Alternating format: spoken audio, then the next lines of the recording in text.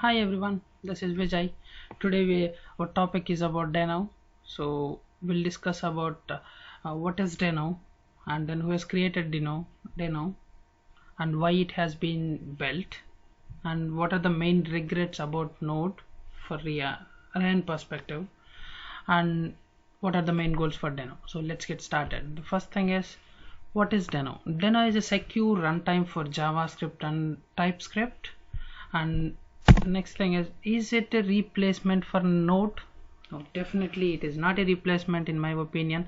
It will be an upgraded version of Node because Ryan is the one who has created Node, and now he's the one who is creating Deno as well. So he knows what are the problems he has with the node, current node, but he couldn't change it for some reasons, and that's what he's trying to solve in Deno.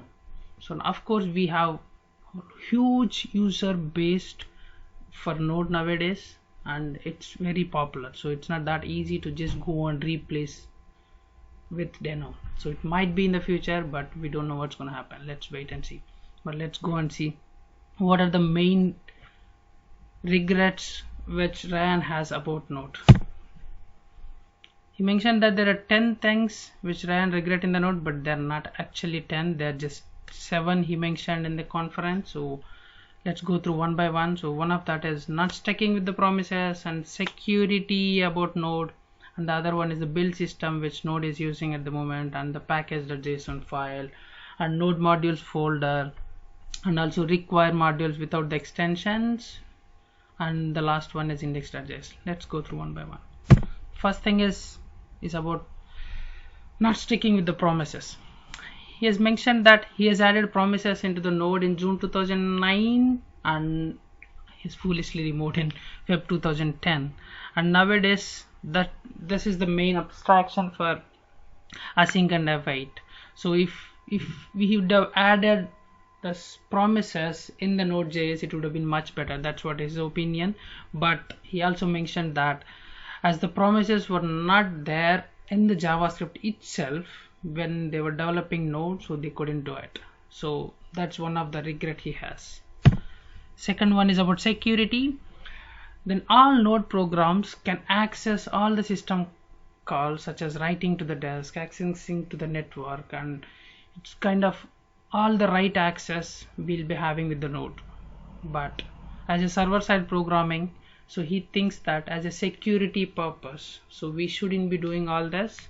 So why do we need a write access to the whole system to make our program running? So that is the other regret he has.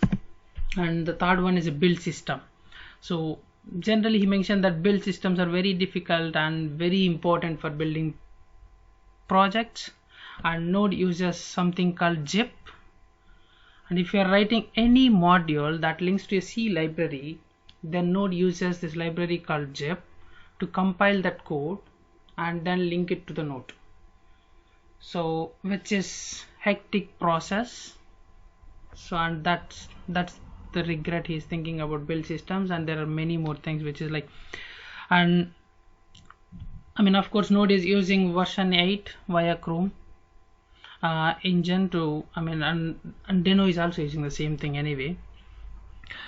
And the zip previously, I mean, Chrome was using zip as well, and after several years they decided that zip is not the correct thing, and then they have abandoned that. But Node is still using zip, and it is a funky interface because it's like JSON, but it is written in Python, something like that, and they have many wrappers on top of it if you want to do anything, so which is terrible, and it is unnecessary complexity for us.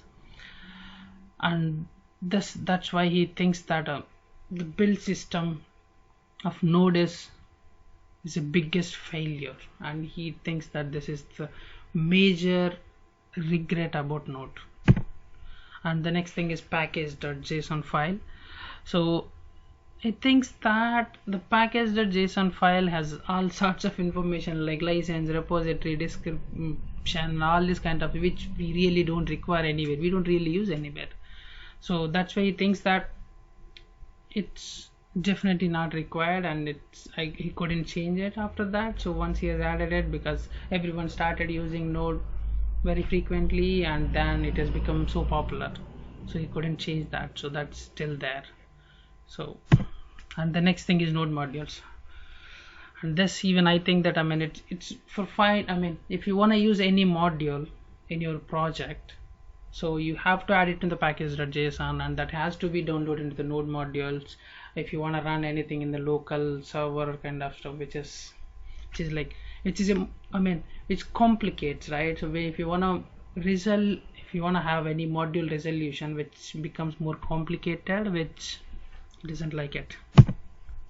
And the other thing is, which is like require module without the extension. What does it mean is, when you are importing something as a JS files, so we import without the extension. That's not the standard of a JavaScript, of any browser actions we do.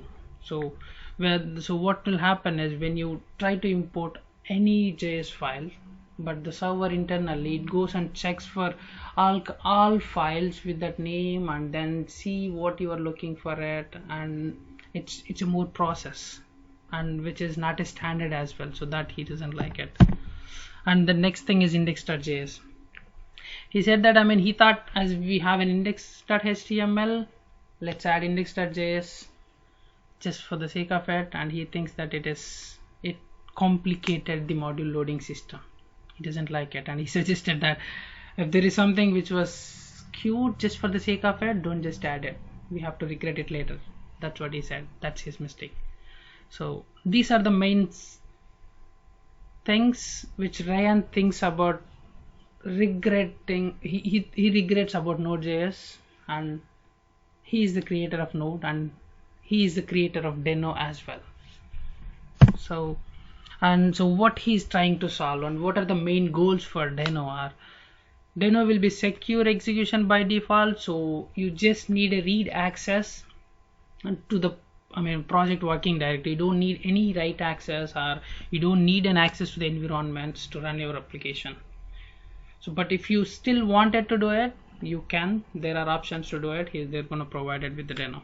And then the next one would be simplifying the module system. So we have something called ES module system. Using that, if you want to import something, you can directly import it any web, with an absolute URLs or the relative URLs, you can directly import it and then use it in the system.